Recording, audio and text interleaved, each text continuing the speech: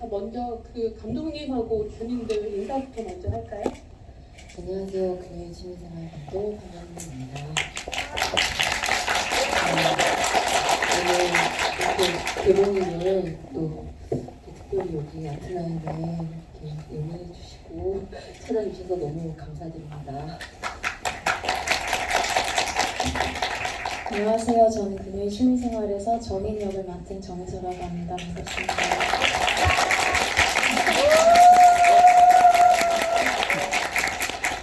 개봉 전에 GV는 참 여러 번 했었는데 오늘 개봉날 이렇게 또 하는 거는 되게 뜻깊어요, 저한테. 그래서 유독 조금 떨리는, 갑자기 좀 앞에서 갑자기 떨리기 시작하더라고요. 그래서 오늘 영화 이렇게 보러 와주셔서 정말 감사드립니다.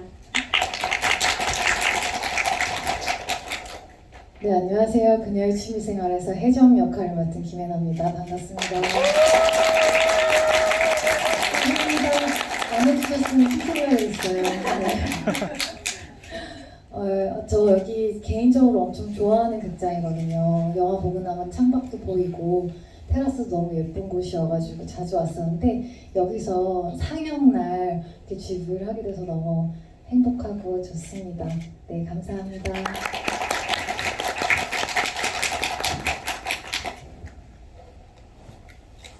일단 제가 여러분들이 질문하시기에 앞서서 제가 이제 감독님하고 배우님들한테 질문을 몇 가지 얹어드리고요. 그러는 사이에 여러분들도 질문을 준비해 주시면 바로 이어서 질문을 질의응답을 하도록 하겠습니다.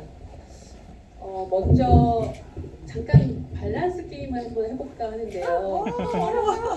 여러분 영화 다 보셨죠? 네. 여기서 누가 더 나쁜 빌런인가? 남성 빌런, 여성 빌런을 나눴어요. 남성 빌런은 아무에게나 집적거리는 재수, 그 중국집 배달부 있잖아요. 재수. 대 vs 수시로 창문을 두들기는 창순애. 하나, 둘, 셋. 차수!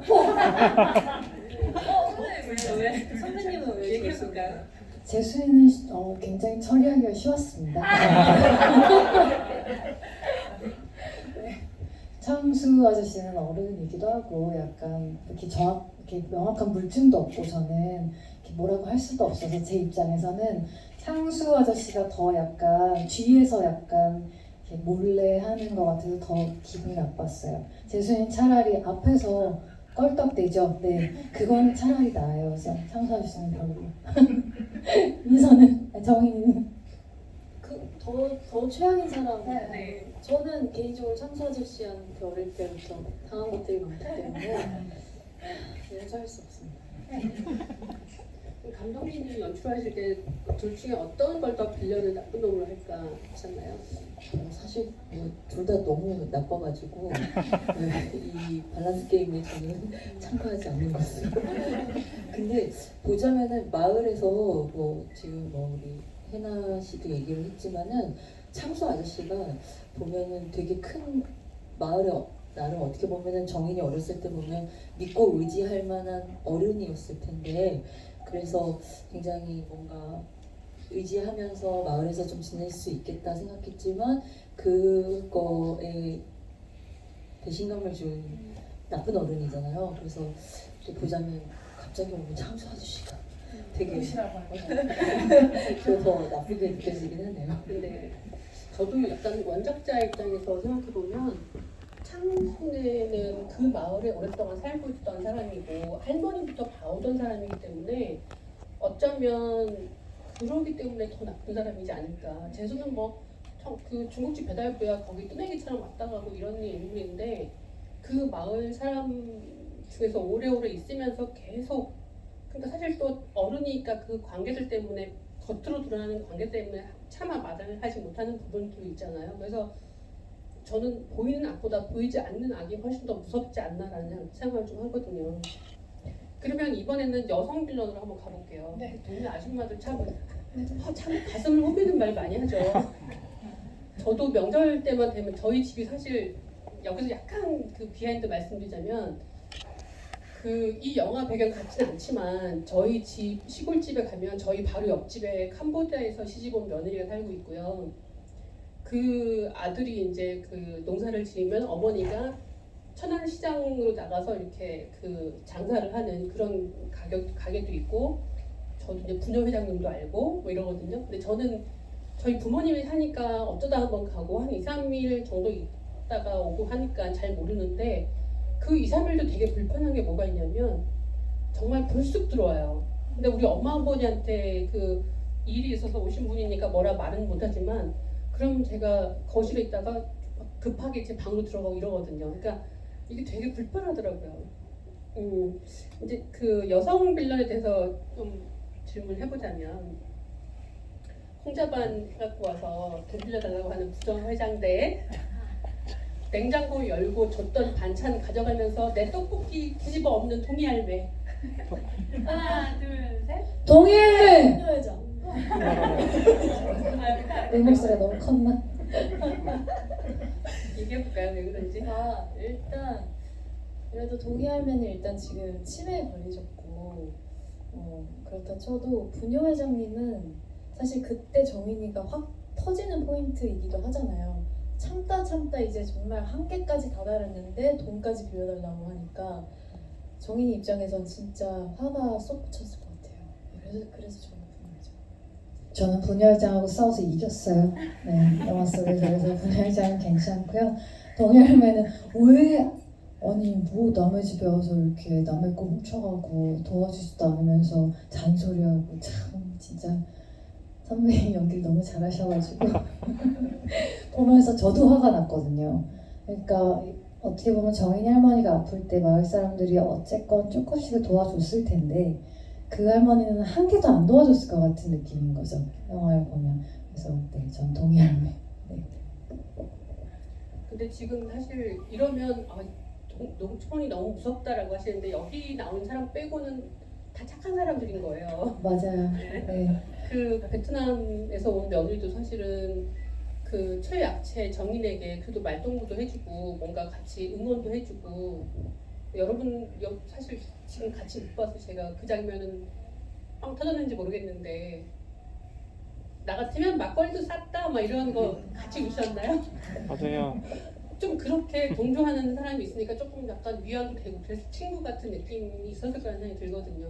그랬으니까 여기서 어쨌든 간에 정인이가 약간 발붙이고 살 수 있지 않았을까라는 좀 생각을 해봅니다. 자, 우선 배우님들한테 먼저 질문을 드릴게요. 영화를 보고 난 뒤에 감독님 혹은 상대 배우, 이제 영화를 찍을 때는 이 화면을 모르시잖아요. 그러니까 그리고 사실 모니터를 해도 작은 화면으로 보니까, 그래서 영화를 아마 화면을 본 뒤에야 이제 좀 느끼실 것 같은데, 상대 배우 아니면 감독님한테 굉장히 감탄하거나 놀란 부분이 혹시 있는지, 만약 있다면 어떤 상황, 어떤 장면인지. 그 영화 화면으로 보고 네네네. 계세요? 자기 얼굴만 보진 않을 거예요. 저는 그 장면 생각나요. 정인의 할머니 그 완전 초반 씬 찍을 때, 사실 그 촬영할 때도 물론 울컥 올라왔던 것도 있었지만, 그 화면으로 보니까 그게 좀 크게 더 와닿았고요. 특히 그 달 보는 장면이 그렇게 되게 감탄했었어요. 되게 정인이가 그 달 바라보는 표정이, 제가 연기를 해서 제가 뭐라고 할 순 없지만 저는 잘했대요, 자기. 네. 잘했어. 진짜 잘했어. 나 그 얘기 하려고 했어. 진짜. 저는 개인적으로 그 달 보는 장면을 좀 좋아합니다. 네. 저도 달 보는 장면. 아니, 그게 아니라 저도 정말로 영화를 찍을 때야 제가 정인이 장면은 제가 거의 보지 못하고, 그다음에 편집실에서 그냥 편집본을 볼 때는 느끼지 못했는데, 극장에서 딱 영화가 딱 시작하고 음악이 나오고 정인이가 걸어가고 할머니랑 만나고, 그때 보면서 그 정말로 전 관객으로 그 장면을 처음 본 거잖아요. 혼자 이렇게 울컥 터지는 거예요. 그 장면은 정말 감독님 진짜 좋았고요. 정인이 그때 표정도 너무 좋았고 그 다음에 저는 광재요. 네. 그 기억하시나요? 여기가 미국이야? 저희가 총 쏘고 저는 그 대사를 과연 어떻게 할까 진짜 기대를 많이 했는데 저렇게 할 줄 몰랐어요. 저 진짜 너무 놀랬고 진짜 잘했고 네 그래서 광재한테도 감탄을 하고 있습니다. 감독님도 한번 여쭤볼게요. 그 수십 번 보셨겠지만 정말 큰 화면으로 봤을 때 그것과는 다른 큰 화면으로 봤을 때 와 내가 정말 이 배우들 너무 캐스팅 잘했다 하는 어떤 순간들, 어떤 장면들, 표정들에 대해 얘기해 주세요. 너무 많아요 그런 장면들이. 근데 사실 뭐 현장에서 두 배우가 처음 만나는 씬을 찍을 때 첫 촬영이 저희가 그 깻잎밭 여기 나오는 장면이 저희 1회차 촬영이었는데 그때는 정말 정신이 없어가지고 또 찍어야 될 컷도 많고 그날 뭐 날씨도 너무 막 뜨겁고 그래서 그때 둘이 이렇게 앙상블을 했다는 것 자체에 대해서 많이 막 크게 내가 막 직접적으로 막 정서적으로 막 뭔가 막 느끼지는 못했던 것 같아. 그 일을 처리하려고. 근데 나중에 이제 정인의 집에서 언니가 이렇게 샛길에서 처음 내려와서 주황색 그 티 입고 꽃 들고 내려와서 둘이서 딱 마주서는 장면이 있는데 그때 둘이 캐스팅하기 너무 잘했다. 현장에서 그렇게 또 느꼈었고 그 다음에 영화를 이제 편집하면서 가장 신나면서 정말 너무너무 신나 너무 좋아라고 했던 거는 둘이 이제 그 흰 옷을 입고 그 거울 앞에 딱 선 그 시점 이후부터는 완전 그냥 감탄하면서 봤던 것 같아요. 그래서 되게 내가 생각한 그림대로 또 그런 대로 연기를 해주고 이미지도 둘이 또 케미도 너무 그때 또 되게 잘 맞고 그래서 거기서 만약에 이게 영화 처음 시작부터 해서 천천히 이렇게 우리가 스며들듯이 인물들한테 쭉 조금은 힘들어도 한 1시간 정도 계속 같이 이 감정을 따라가다가 딱 2부가 시작되는 그 지점에서 두 배우를 캐스팅하기 너무 잘했다 이러면서 되게 감탄했던 장면입니다. 지금 그 흰 드레스 입은 얘기가 잠깐 나오다 보는데 사실 제가 비하인드 듣기로는 두 분을 설득하기가 쉽지 않다고 얘기 들었거든요. 그러니까 두 배우님들은 왜 내가 흰 드레스를 입어야지가 좀 이렇게 납득이 안 되셨던 것 같은데 그때의 그 심정과 나중에 영화로 봤을 때의 그 느낌 좀 얘기 좀 해볼까요? 그때 저는 되게 현실적인 어떤 생각들을 많이 했던 것 같아요. 사람을 죽이러 가는데 이렇게 너무 눈에 띄는 흰 옷을 입고 장총을 들고 그 마을을 이렇게 돌아다니면 이러다 들키면 어떡하지? 그럼 안 되는데?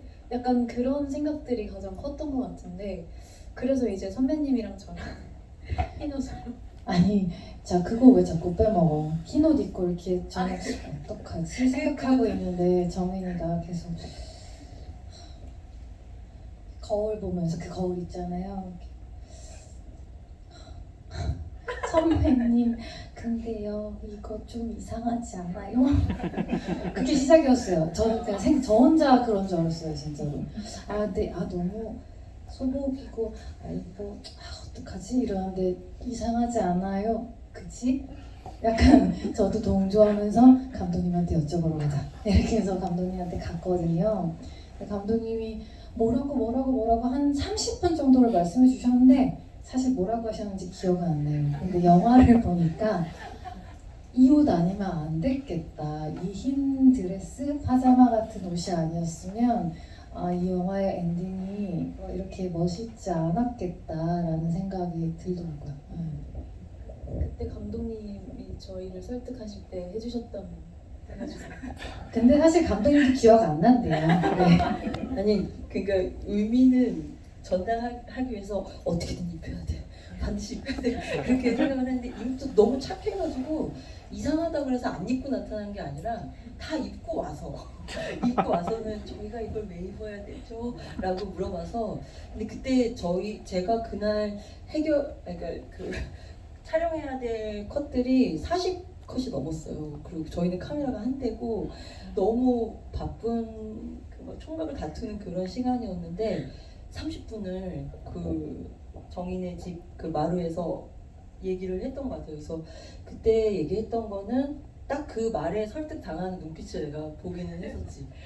그 뭔가 이게 성스러운 어떤 의식 같은 거다. 이 두 사람한테는. 그래서 그런 제사장 같은 그런 느낌이나 그리고 또 어린 시절에 그 16살 때 정인이 입었을 법한 아니면 혜정이 입었을 법한 그런 그 잠옷 하얀색 그 소녀 같은 잠옷이었으면 좋겠다라는 그런 생각이 있었고 그리고 총도 뭔가 그게 되게 이미지적으로 봤을 때 이렇게 멋있게 막 이렇게 들고 있는 그런 멋진 언니 그런 포스가 아니라 되게 연약한 소녀가 이렇게 어떻게 감당 못하는 그런 자세로 총을 들었으면 좋겠다 이런 막 엄청 뭔가 설득하기 위해서 말을 많이 했는데 구체적인 워딩이 다 생각나진 않는 거지. 네, 맞아요. 근데 입혀야 된다는 어쨌건 생각이. 감독님이 30분 정도를 굉장히 진지하게 저희도 기억 안 나는 게 너무 신기하죠. 그런데 어떻게 설득당했을까? 근데 그 표정과 그 느낌 가지고 그래 어차피 다른 옷도 없고 약간 이런 생각도 있었지만 아 그런 감독님이 원하시는 거니까 이걸 입고 최선을 다해보자 뭐 이런 생각이 있었던 것 같아요.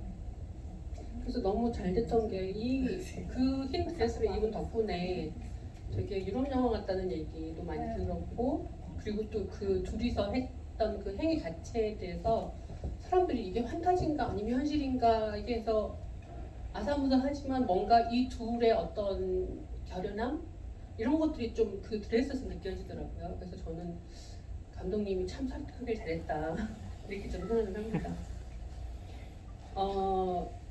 하나만 더 질문을 하고 이제 여기 객석으로 질문을 넘길게요.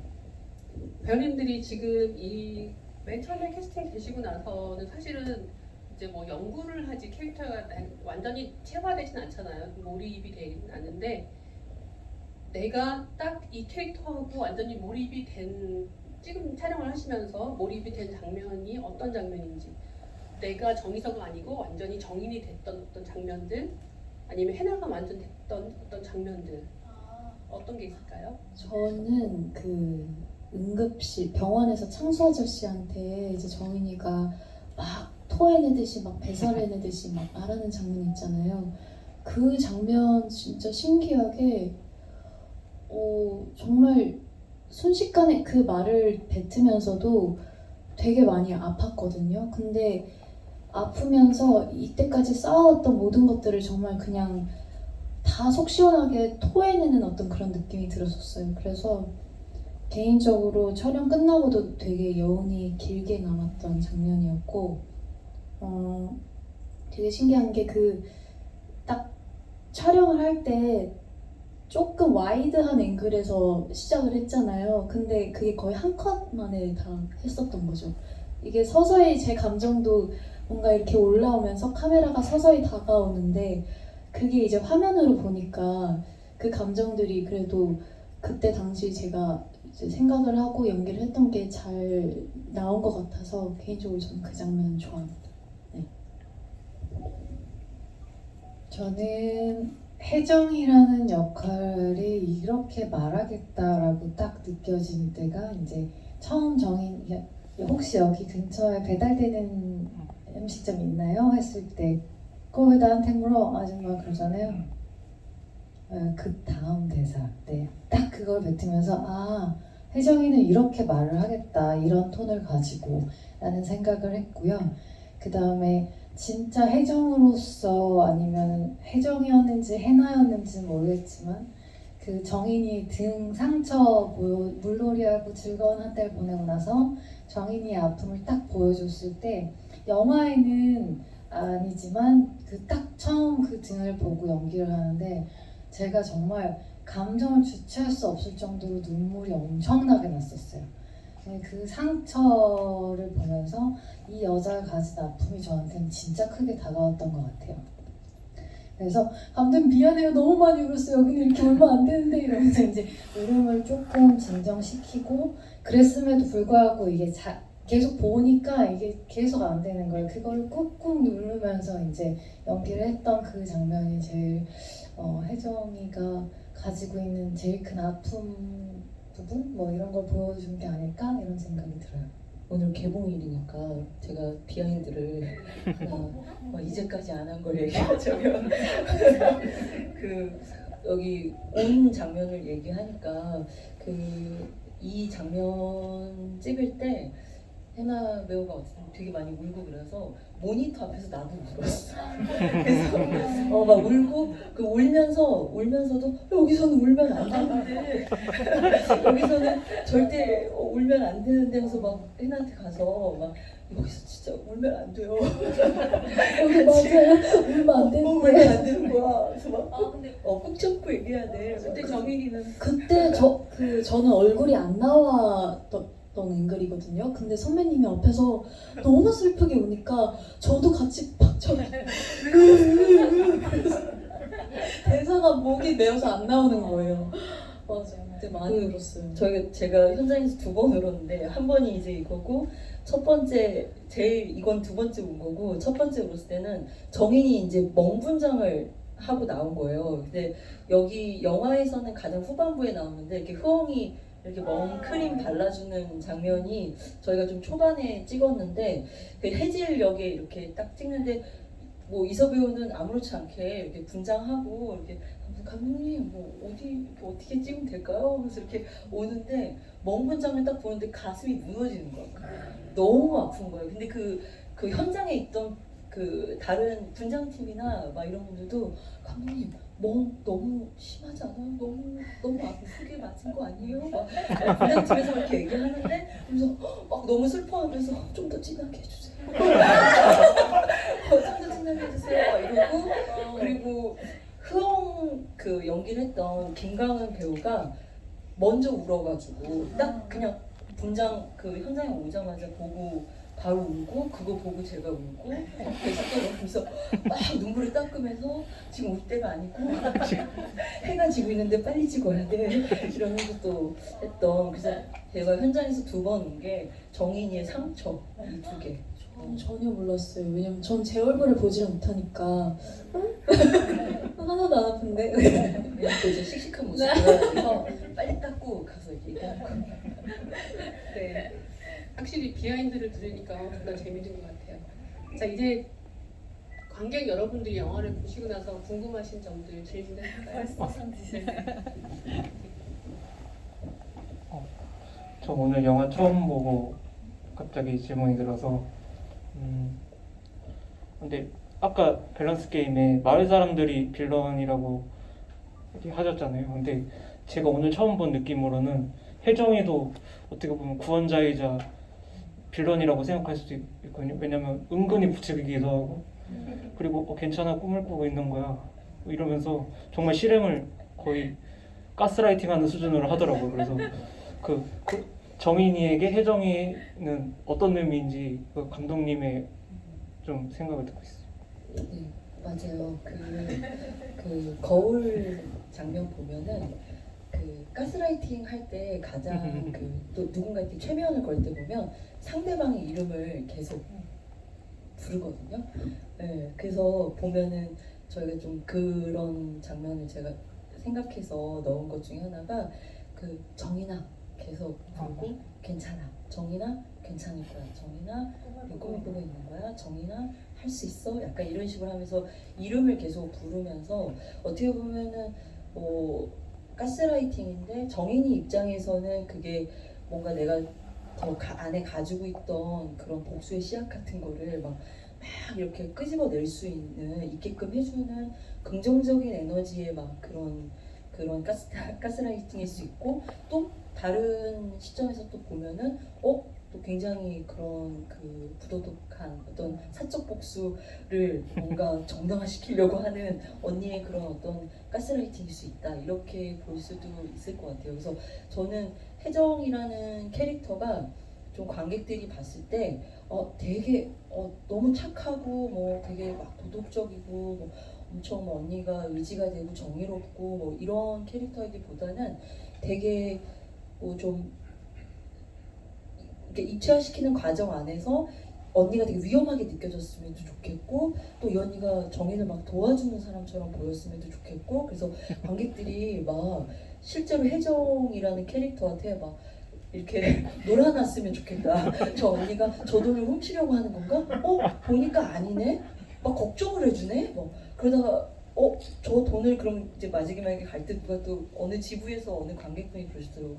언니가 그 돈을 어떻게 하신 걸까요? 막 물어보는 분도 있고 또 아니야 뭐 정인이 어디를 잘 놔둬줬을 거야 막 이렇게 서로 이렇게 좀 열린 생각으로 저 혜정이란 캐릭터에 대해서 위험하게도 느꼈다가 또 의지도 됐다가 막 이렇게 좀 다양한 감정을 느끼기를 바랬던 것 같아요. 그렇게 느끼신 거예요? 네. 잘했습니다.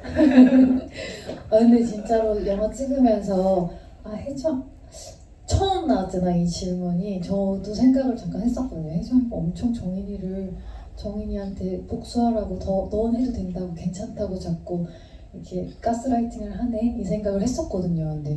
근데 그리고 영화가 다 찍었고 1년이 지나고 싹 기억 속에서 지우고 있었는데 오늘 맞다. 네, 진짜 네 감사합니다. 근데 그 원작자로서 얘기를 하자면 그 원작은 좀 더 심해요. 맞아요. 원작은 더 자세히 더 친절하게 정인아 참으면 안 돼.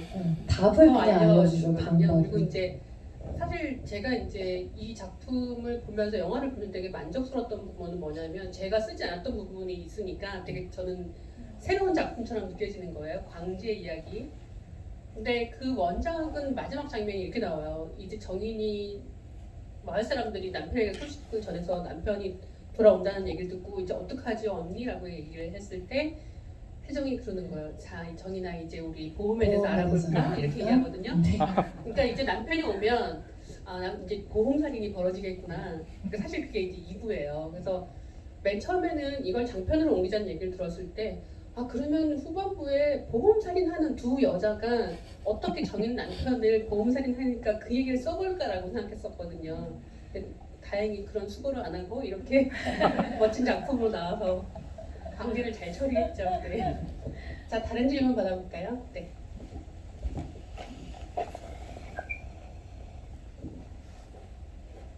영화 속에서 정인이 눈물 흘리는 장면이 되게 많이 나오는데 서서히 감정이 거쳐서 이렇게 그런 하다가 눈물 흘리는 게 아니라 갑자기 막 눈물이 쏟아지면서 이렇게 나는 그런 장면이 되게 많이 나오는데 어떻게 연기를 하시는 눈물이 갑자기 이렇게 흘러내리는 건지. 눈물을 막 보세요? 네, 정인이는 얘기하다 갑자기 그냥 뚝 너무 예쁘게 중간에서 눈물이 부럽다. 나는 울면 막 콧물도 나오고 막 눈물 막 이렇게 옆으로 흐르고 막 그러는데 근데 전 그냥 글쎄요 그냥 최선을 다해서 제가 막 이 타이밍에 눈물이 꼭 흘려야지 이건 아니었어요 사실. 근데 이제 연기를 하다 보니까 눈물이 나왔던 장면들도 있었고 예를 들어 그 남편 와가지고 거기 어디지 숲에서 만나서 얘기할 때도 눈물이 툭 이렇게 네? 어떤 장면? 광재 네. 나타나고 네. 네, 그 장면도 전 남편이지. 네, 전 남편 나타나서 이제 혜정 언니한테 남편이 찾아왔어요 하는 그 장면에서도 원래 감독님께서는 더 판타지로 가고 싶어 하셨는데 제가 자꾸 눈물이 나오는 거예요. 그래서 이제 그렇게 탄생했던 장면이고 또 그 부녀회장님이 찾아와서 이제 돈 달라고 할 때도 사실 그때도 사실 눈물까지 이렇게 흘릴까 정인이가 싶었는데 이제 연기를 하다 보니까 너무 악에 받쳐가지고 눈물이 나왔었습니다. 그런 장면들이 몇 개 있어요. 네. 또 질문. 제가 깜빡하고 말씀 안 드렸는데 제가 이제 오늘 질문하시는 분들 선물을 준비했거든요. 이게 제가 같이 작업하고 있는 미스 마플 클럽이라고 저희 스릴러 작가 5명이서 낸 책인데요. 이 책 나온 시점하고 이 영화 나온 시점하고 얼마 안 됐는데 제가 이거를 영화를 홍보하러 다니느라고 제 책을 홍보를 많이 못했어요.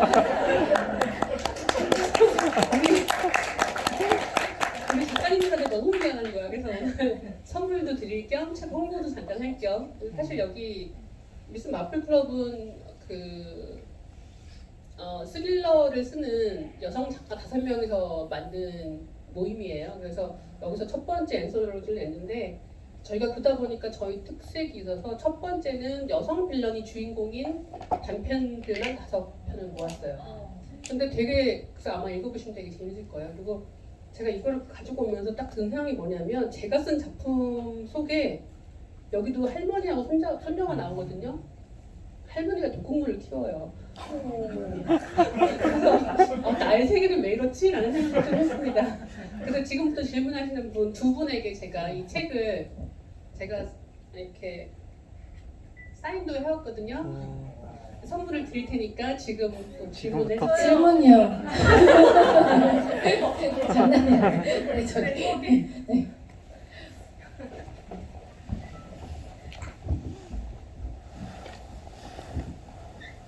네, 안녕하세요. 예, 오늘 영화 너무 신비롭게 잘 봤고요. 보면서 약간 궁금했던 점이 처음에는 그냥 실제 인물들이구나라는 생각이 들다가 중반쯤 갔었을 때 약간 환타지인가? 이런 생각이 들었어요. 왜냐면 어떤 부분이냐면 그 등에 있는 상처가 X라는 표시도 있었고 그 다음에 그 총 같은 것도 진짜 가짜 이렇게 얘기를 해서 뒤로 갈수록 약간 정신분열 다중인격 그건가 이런 생각. 그 다음에 이제 그 하얀 옷을 입고 같이 막 같은 템포로 가서 나중에는 저는 이제 마지막에 뭐 바다에 혼자 앉아 있는 건가? 왜 혼자 그런 생각을 했었거든요. 그래서 그런 거를 좀 그러니까 원작에는 그런 게 있는 건지 아니면 그런 점을 염두해놓고 이렇게 아슬아슬하게 이렇게 하셨던 건지 좀 궁금을 해가지고. 예. 원작에는 그런 부분은 없고요. 되게 리얼하게 하셨고 그 영화화하면서 사실 제가 이거를 전체적으로 영화를 만들 때 그럼 뒷부분을 해서 어떤 감정을 줄 수 있을까 이걸 고민을 했을 때 일부는 귀촌 생활하는 두 여성의 관계성을 보여주면서 약간 현실 공포처럼 이렇게 좀 다가가게 진지하게 만들었으면 좋겠다라고 했고 그리고 이게 어느 순간 터닝 포인트가 되는 지점을 만들어서 지금 그 X자에 대해서 이렇게 알아봐 주셔가지고 너무 그리고 그 총도 진짜 가짜 그것도 그러니까 이게 진짜 실제 하는 걸까 아닐까 이걸 주는 거는 후반부에 2부에 가서는 이 복수가 사실은 현실에서 이루어질 수 없는 복수잖아요. 어떻게 보면 현실적이지 않은 거라서 그게 되게 슬프게 느껴졌으면 좋겠다고 생각을 했어요. 그리고 근데 이제 이거를 뭐 영화적으로 보여주는 거에 대한 막 그런 뭐 이미지적인 구현을 하고 싶은 어떤 욕심도 있고 여러 가지가 있었지만은 그래도 그 안에 담긴 주제나 그걸 다가가려고 했던 건 이게 누군가에게는 환타지로 보인다면 저게 그러면 꿈이었던 거야? 아니면 꿈이 아닌가? 이렇게 좀 이렇게 열어놓고 볼 수 있는 거 이게 진짜인가 가짜인가 모르게 그렇게 보여주고 싶은 게 있어서 어떤 분에게는 그게 되게 그래도 뭔가 되게 쫄깃하고 만족스러운 어떤 복수였어 이런 느낌을 주면서도 근데 왜인지 모르게 저게 실제 한 일은 아닐 수도 있나? 그럼 저게 꿈이면 실제로는 그럼 목수를 이루지 못한 건가? 라고 하면서 되게 슬픈 감정이 들 수도 있겠다 생각해서 이렇게 좀 그런 생각을 줄 수 있게 만들고 싶었어요. 근데 꿈은 꿈이다 라고 정확하게 말하지는 않는다. 실제로 보면 그 꿈을 배치한 그 위치라든지 의상이라든지 그 시점이라든지 편집할 때 되게 고민을 많이 했는데 그걸 봤을 때 실제로는 실제 다 일어나고 리얼한 상황으로 쭉 가는 걸로 보여주면서 다시 이렇게 좀 생각할 수 있게 의아해할 수 있게 그런 여지를 주고 싶었어요. 예, 그리고 한 더 궁금한 거는 그 해나 배우님이 그러니까 처음에 그래 저렇게 나쁜 사람은 좀 없어졌으면 좋겠다라는 좀 통쾌함이 있었거든요.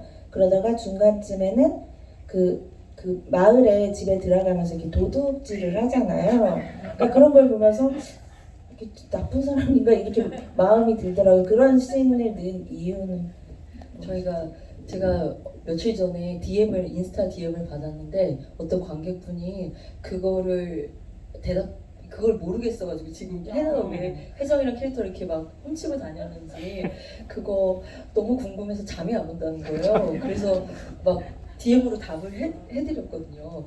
그래서 되게 GV 갈 때마다 이제 나오는 질문인데 사실 그 혜정이라는 캐릭터를 만들면서 되게 어렸을 때부터 굉장히 가난했고 자기가 갖고 싶은 거를 원할 때마다 이렇게 막 손에 넣을 수 있는 그런 사람이 아니었고 자기 안에 있는 그런 약간 저희가 이제 컬러를 잡은 게 혜정 캐릭터 같은 경우는 레드랑 화이트로 이렇게 잡았는데 너무 그런 어떤 색으로도 표현할 수 없는 하얀색 분노 같은 그런 게 안에 있는데 이거를 이 사람이 일상적으로 정말 자기한테 필요한 물건이 아닌데도 복숭아 그냥 손에 넣고 할머니의 이런 반지들 사실 14K가 아닐 수도 있는데 그냥 내 취향이 아니어도 그냥 손에 넣을 때 뭔가 희열을 느끼거나 뭔가 자기가 가지고 싶은 걸 딱 갖는 그럴 때 뭔가 자기 분노 같은 것들이 좀 해소가 되고 이런 캐릭터고 그 장면 안에서 언니의 약간 부도덕한 면? 저 언니가 위험한 사람이다. 이런 것들을 좀 보여주고 싶었던 것 같아요. 영화를 보니까 저도 그렇게 느껴졌는데요. 저도 정말로 너무 그게 이상하잖아요. 그래서 감독님도 많이 여쭤봤는데 그냥 감독님은 촬영할 때 정말 그랬어요. 그냥 갖고 싶으니까. 네, 그렇게 말씀하셨어요. 그래서 혜정이는 갖고 싶은 게 있으면 무조건 가져야 돼. 그게 어떤 것이든 간에 물건이든 아니면 사람이든 뭐든 네, 그냥 손에 넣어야 되는 사람이구나라고 상상하고 그렇게 연기를 했거든요. 근데 보니까 감독님이 얘기하는 게 다 들어있어. 막 저는 지금 이제 하신 말씀을 들어보면서 무슨 소리냐면 여기 나오는 혜정은 부도덕하기보다는 무도덕한 사람인 거죠. 네, 머릿속에 이게 나쁜 행위가 아니라 내가 하고 싶어가 더 있는. 그러니까 그래서 사실은 남편이 왜 죽었지라고 얘기하는 것도 넌지시 뒤에 관객들한테 되게 아상스하게 죽였나? 뭐 이런 생각이 들지만 그건 네 문제고 나는 내가 죽이지 않아도 지들이 알아서 죽더라? 뭐 이런 느낌이잖아요. 그러니까 이거는 사실은 부도덕하고 무도덕은 좀 다른 것 같거든요. 내가 나쁜 짓이란 걸 알면서 하면 정말 악당이지만 그것이 아니고 내가 이걸 원해서 어쩔 수 없어. 그냥 나는 방해물을 제거했을 뿐이야 라고 하면 그러니까 그 복숭아를 훔치는 것도 누구네 집에 복숭아를 내가 훔친다기보다는 복숭아 맛있겠다 이따 먹어야지 그냥 넣는 거예요. 저는 약간 이제 범죄 심리 쪽을 공부를 하다 보니까 범죄자의 심리는 이제 이런 거거든요. 혜정이는 범죄자예요. 근데 여기서 약간의 차이가 있는 거예요. 무도덕과 부도덕. 그러니까 그게 사실 이렇게 원작에서 봤을 때 제가 가장 경계하려고 했던 게 원작에서 이제 뭐 진짜 말씀하신 것처럼 그러니까 그런 이게 나쁜 짓이야 이 행위에 대한 그런 어떤 뭐 죄책감이라든지 이런 게 없는 캐릭터이기보다는 저는 이거를 영화 할 때는 좀 혜정이라는 캐릭터가 아까 이렇게 질문해 주셨던 것처럼 좀 이렇게 다양한 면을 가지고 있는 사람이었으면 했고 그런 걸 만드는 거에 대한 이유는 좀 인간적인 캐릭터를 만들고 싶은 게 있었던 것 같아요. 그러니까 사람이 다 예를 들면 해나 배우를 캐스팅한 이유도 실제 성격 너무 착하고 그 얼굴 이렇게 보면 너무 부드럽고 눈빛도 너무 서정적이고 그런데 어쩌다가 이 언니가 이렇게 흑화됐을까? 그러니까 저희가 이제 전사나 이런 거를 막 보여주지는 않지만 되게 뭔가는 굉장히 여리고 착하고 선하고 이런 아주 선한 그런 것까지는 아닐 수도 있어요. 선해요. 아직. 근데 이제 그런 뭔가 그런 면을 어떤 가지고 있던 한 인간이 어떤 일련의 사건을 겪으면서 흑화되었다라는 기저를 가지고 갔던 것 같아요. 그렇게 좀 만들고 싶었던 것 같아요. 혜정 캐릭터를. 네, 되셨나요? 이거 책 선물 우와. 드릴게요. 언니가 사줄게. 아니 우리 배우님들은 나중에 따로 제가 저희가 사겠습니다. 여기 앞에 두 번째 줄에 앉아 계십니다.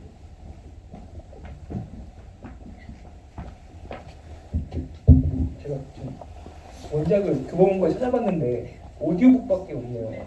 아, 아쉽네요. 제가 그거는 그 내년에 제가 데뷔한 지 30주년 돼서 그 30주년 전집을 내려고 모든 저작권을 다 한 곳에서 몰아놨어요. 그래서 지금 서비스를 다 중단시켜 놓고 이제 아마 내년에 한꺼번에 책이 확 나갈 겁니다.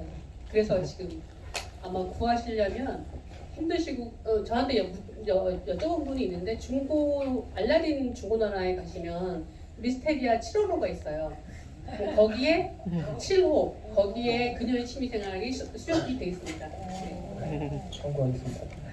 아까 거기 해나 배우님 잠깐 말씀하셨는데 그 우지연 배우가 미국 상황 있잖아요.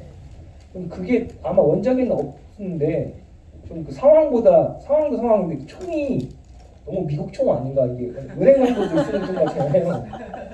아, 그래서 그거 뭐 대사 나오게는 배경이랑 총기 고르신 그런 이거 혹시 무겁지 않았죠? 그 드시기에? 굉장히 무거웠어요. 팔목이 아파가지고.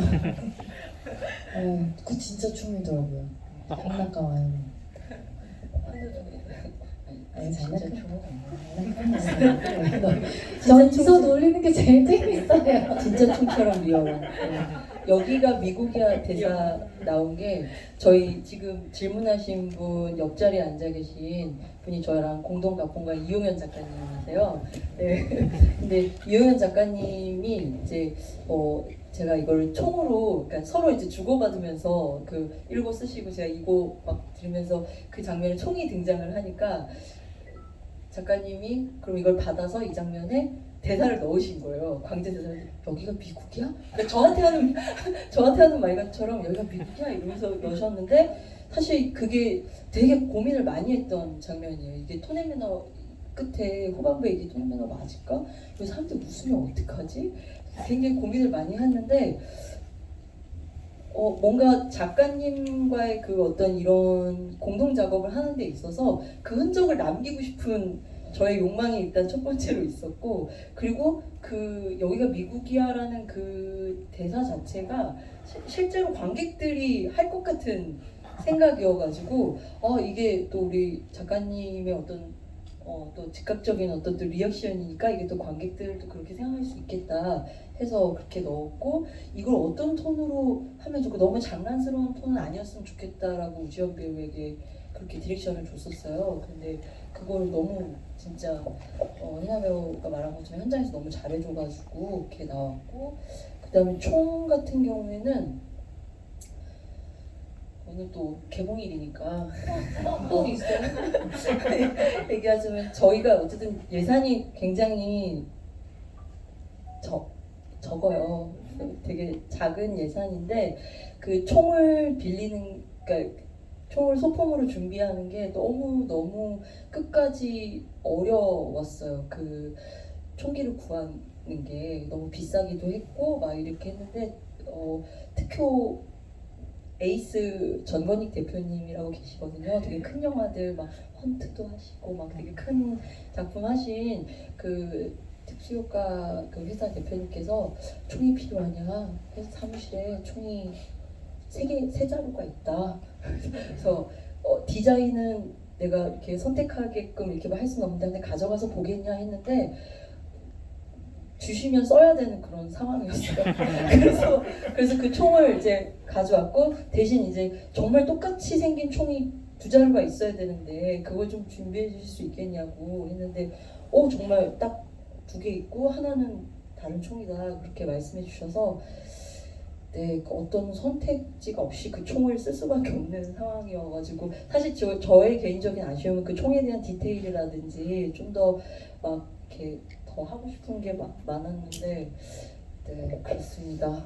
그 저한테 물어봤으면 제가 친절하게 알려드렸을 텐데 사실 시골에는 총이 있거든요. 그러니까 물론 어떤 기간 동안에는 관할 경찰서에 보관을 해야 되지만 일정 기간에 사냥을 한다거나 사실 그리고 저희 시골 같은 경우에도 멧돼지 때문에 피해가 많기 때문에 그 사냥 기간에 그 총기 소리를 해서 같이 나가서 동네에서 사냥을 해요. 그러니까 멧돼지를 잡으려고. 네 맞아요. 그러면 산탄총 같은 걸로 해서 그 동네 그 워낙 뭐 고구마 농사 이런 거 지으면 피해가 막심하기 때문에 지금 많이 멧돼지 같은 경우는 잡거든요. 그러니까 그 고라니인가 뭐 얘들은 순둥이여서 이렇게 막 피해를 많이 입지는 않는데 멧돼지는 아래 동네까지 내려와서 옥수수밭 뭐 무슨 정말 가타 없이 다 쓸어버리거든요. 그래서 그런 경우 때문에 그 지방에서는 간혹가다 그렇게 총 가지고 좀 많이 하죠. 네. 네, 저는 이 감독님을 처음 들어가지고 헉, 저희 시골집에도 있는데 진짜 총을 쓸 수는 없으니까. 아니 총알이가 없으면 되는 거니까. 아니요, 다 신고하고. 아 그래요? 조심히 해야 되니까. 네, 이제 시간이 많이 남지 않아서 질문을 딱 2개만 더 받아볼게요. 네. 여기 책.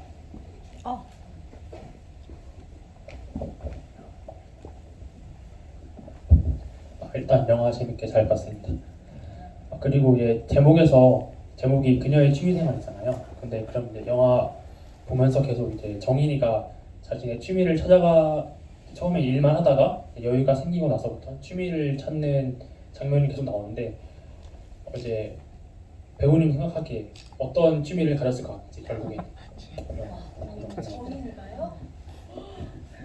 처음 받아보는 질문이에요. 글쎄, 저는 사실 근데 그 그녀의 취미생활이라는 그 제목을 딱 처음 들었을 때 혜정의 취미생활인가? 이 생각을 했었거든요. 근데 영화를 다 찍고 나서 든 생각은 그게 굉장히 이중적인 의미일 수도 있겠다. 왜냐면 이거 조금 다른 얘기일 수 있는데 그런 생각을 했었어요. 그 정인이가 혜정을 만나서 어쨌든 좀 혜정은 다른 인물이지만 왜 저희 안에 되게 수많은 모습들이 있잖아요. 막 천사와 악마가 싸우듯이 여러 모습들이 공존을 하는데 혜정이가 어떻게 보면 정인의 또 다른 모습일 수도 있겠다라는 생각을 했었거든요. 그래서 이제 그 제목이 가져다주는 의미가 뭔가 혜정의 취미생활이 곧 정인의 취미생활이기도 할 것 같은 그런 생각을 했었는데 그래서 결국 정인이는 어떤 취미생활을 가졌을까에 대한 질문 답을 하자면 글쎄요, 정인이는 사실 어떤 취미생활을 갖는다기보다는 사실 정인이는 그냥 평범하게 행복하게 그냥 살고 싶어하는 인물이란 생각을 했었거든요. 그래서 계속 그 행복을 찾아가는 과정 속에 있을 것 같다라는 생각을 했었어요. 그래서 그게 어떻게 보면 취미일 수도 있지 않을까요? 나의 또 다른 행복을 제가 찾아서. 생각할 때는 아마 정인이는 나중에 추리소설을 쓰지 않았을까. 왜냐하면 얼마나 그 미리 계획을 치밀하게. 공약에 물도 바꾸고 막 이렇게 주사기도 하고 그다음에 또 그 뭐냐 천남성도 기다리고 심지어 전지가위 딱 흘려놓고 어떻게 되나 두고 보자 다 이런 것도 있고 되게 치밀함이잖아요. 그러니까 그리고 이제 결정적인 건 뭐냐면 노트에 뭔가를 쓴단 말이에요. 노트에 뭔가를 쓰는 사람은 그 메모하는 습관 때문에라도 뭔가를 만들어내거든요. 그래서 저는 아마 출작가가 되지 않았을까. 좋아요. 근데 저 작가님한테 궁금한 게 왜 그녀의 취미생활이라는 제목을 지으셨어요? 너무 궁금했어요. 그녀의 취미생활은 거기 사실 이 두 사람 다 피해자이기도 하고 그 다음에 이 피해로 인해서 복수를 결심하고 가해자가 되기도 하는 거잖아요. 그래서 그 누군가를 죽이려고 하는 그 행위들이 취미생활이 되는 거예요. 그러니까 왜냐하면 내가 즐겁게 할 수 있는 일, 내가 이걸 상상하면서 이걸 갖고 내가 어떤 결과물을 만들어야지라고 상상할 때 우리가 보통 취미생활을 하는 거니까 그래서 그 두 사람의 범죄 행위가 저에게는 제가 쓸 때는 이 둘이 취미생활이야 이건 이렇게 잡았거든요.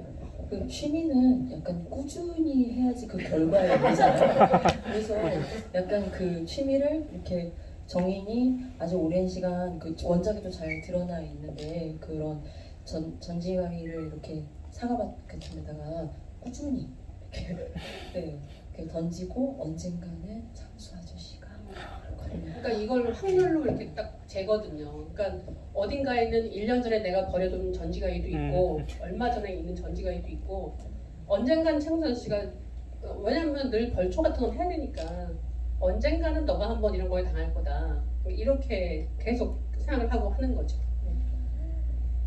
무서운 여자였네요. 정인이가. 이제 마지막 질문 하나만 더 받아볼까요? 네, 여기. 전 남편을 처리하기 위해 사용하는 독초가 옆집 언니가 등장하기 전부터 돌보고 있잖아요. 그러니까 사실 전 그걸 보면서 근데 모든 다른 그 살인과 복수의 행위들은 언니가 등장하고 나서 복수심 깨어나고서 하는데 그 독초는 왜 어떤 의미로 돌보고 있었는지 그게 진짜 궁금하더라고요. 그걸 보고 있는 그 캐릭터는 어떤 생각으로 그걸 보고 있었는지.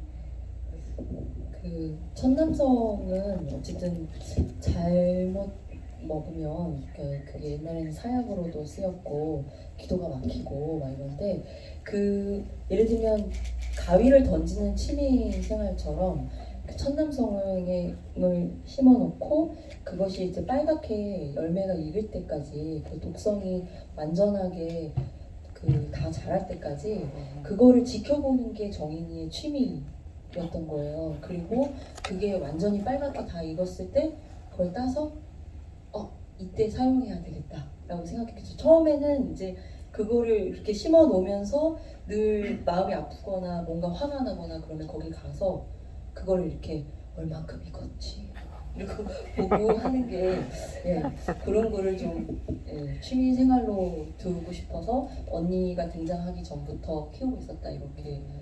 그게 약간 영화적인 메타포이기도 한 것 같아요. 그래서 처음에는 설익어서 아직 그러니까 정인의 상태를 드러내는 거죠. 근데 점점 정도가 심해지고 이게 무르익으니까 새빨갛게 변해서 결국은 터질 듯이 해서 내가 그것을 쥐어짜서 이 분노를 쥐어짜서 독약을 만들게 되는. 그러니까 저는 사실 원작에는 그게 들어있지 않지만 영화를 보면 여러분들이 그 나중에 원작을 보시면 이게 비교하시면서 되게 재밌을 것 같은데 영화적인 메타포가 되게 여러 개가 들어가 있어요. 그래서 이 원작하고 다르게 영화로 만들었을 때 이런 재미가 있구나를 저도 좀 이렇게 이번 작품 하면서 같이 많이 느꼈고 그래서 아마 보는 재미가 또 있지 않을까라는 생각을 합니다. 사실은 천남성 등장하기 전에 원작에 있는 그 사과밭에 그런 그 사과꽃이 피고 그 다음에 이제 푸른색 사과가 이제 완전히 붉어지는 그 과정을 계절감을 느끼면서 찍고 싶었어요. 얼마나 찍고 싶었겠어요. 근데 그 사과 그러니까 저희가 회차도 별로 없었고 그리고 그런 계절감을 다 담을 수 있는 환경이 아니어서 그럼 이거를 이런 저한테 있는 이런 제한적인 그런 어떤 환경을 어떻게 그러면 그 원작에 가지고 있는 이 복수가 뭔가 익어가는 이 과정을 뭘로 표현할까를 영화적으로 고민하다가 그 천남성을 생각해서 그렇게 표현했습니다. 이제 거의 저희가 준비한 시간은 네, 전달 사항이 있습니다. 네. 각자 한 분씩 기억에 남는 질문하신 분께 소정의 저희 이렇게 굿즈 선물을 준비했거든요. 그럼 일단 생각하시는 동안 제가 먼저 할게요. 네네. 그 혜정이 가스라이팅. 감사합니다. 저의 잊었던 기억을 되살려주신 분. 저는 그 정인의 취미생활은 무엇일까에 대한 질문을 해주셨던.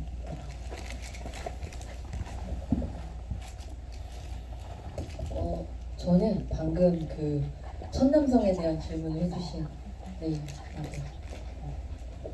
그리고 또 누가 있었죠? 기억이 안 나는데 선물 받으셨고 질문했는데 선물 못 받으신 분 있나요? 작가님 책 얘기. 네네 여기 네네. 저는 아까 작가님 책을 찾아보시려고 했는데 못 찾았어요. 받으셨구나. 생일 근처에 맞다, 생일 있으세요 오늘. 오늘 생일이신 분 네. 계세요? 오. 받으셨어요. 받으셨어요 금방. 생일 축하드려요. 오늘 제일 멀리서 오셨다고 생각하시는 분. 어디? 어디요? 아, 소개해드려야 되는 거.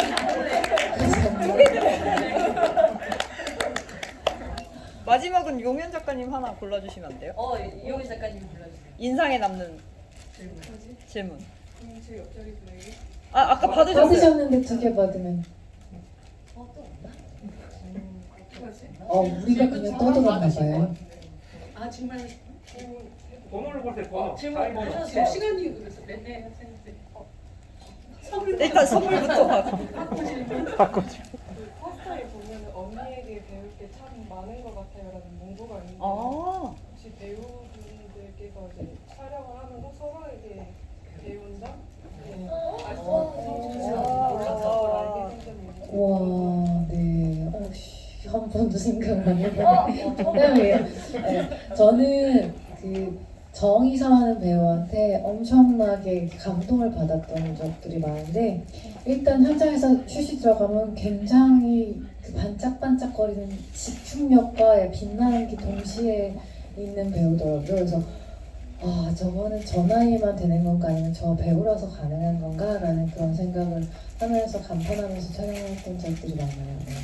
잘 얘기해라. 근데 저는 사실 촬영할 때도 물론이고 지금도 선배님한테 도움을 되게 많이 받고 있어요. 모르는 게 없으세요. 그러니까 예를 들어 선배님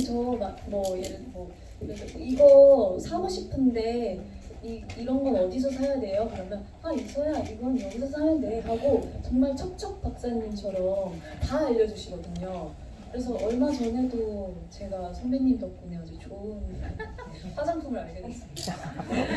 나는 연기 되게 잘한다 그랬는데 화장품을 이따 나가서 보자. 자 이제 저희가 준비한 시간 다 된 것 같고요. 이제 마무리 인사를 해볼까요? 감독님부터 해.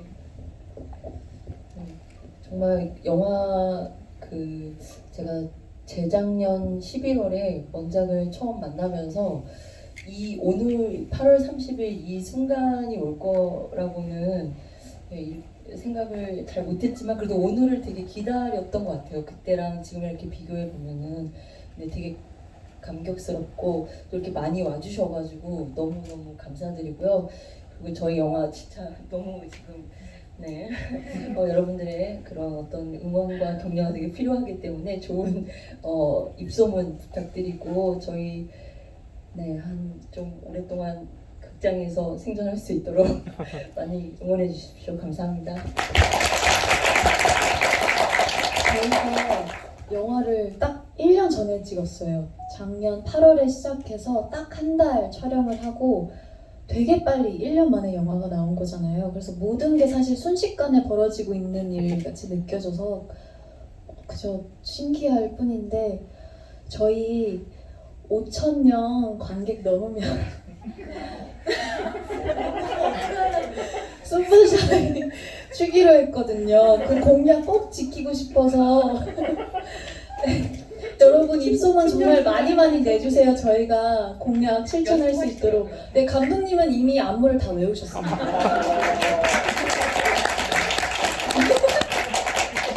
많이 5,000명 가자!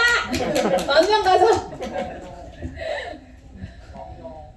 감독님 왜 그러셨어요 도대체? 저 그 노래만 나오면 이렇게 움찔움찔 한단 말이에요 요즘에. 네. 사실은 되게 많이 걱정했어요. 비도 오고 오늘 거의 교통은 마비 수준이고 비어 있으면 어떡하지? 이런 생각을 하면서 왔는데 들어오자마자 안심도 하고 감사하기도 하고 굉장히 여러 가지 감정이 막 이렇게 생겼던 오늘 저녁인 것 같아요. 제가 오늘 장난 많이 친 거는 강원도에서 좀 아까 와갖고 정신없어서 그랬거니 예쁘게 봐주시고요. 제가 계속 부탁드리는 게 있어요. 지금 여러 번 얼굴 뵙는 관객분들도 계신데 어저께 저희가 강릉에서 그 강원영상위원회에서 이제 시사회를 열어주셔가지고 제일 큰 관 그 강릉 CGV의 스크린X관에서 상영을 했는데요. 큰 관에서 그 좋은 사운드로 영화를 보니까 보면 훨씬 더 집중도 잘 되고 저희 음악도 되게 좋잖아요. 그것도 더 잘 들리더라고요. 그래서 저는 저희 영화가 스크린X까지는 아니어도 좋은 관에 계속 걸려서 많은 분들이 볼 수 있기를 바랍니다. 근데 저희 지금 70개 정도밖에 안 열렸대요, 전국에. 근데 이번 주에 많은 분들이 예매해주시고 응원해주시고 극장에 많은 분들이 와주시면 다음 주에 그 관이 더 열릴 수도 있다고 합니다. 저 진짜 그 기적 보고 싶거든요. 네, 많이 도와주세요. 네, 감사합니다.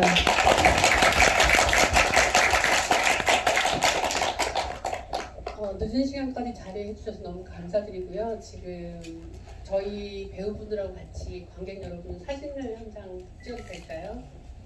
잠깐 포토타임 갖도록 하겠습니다.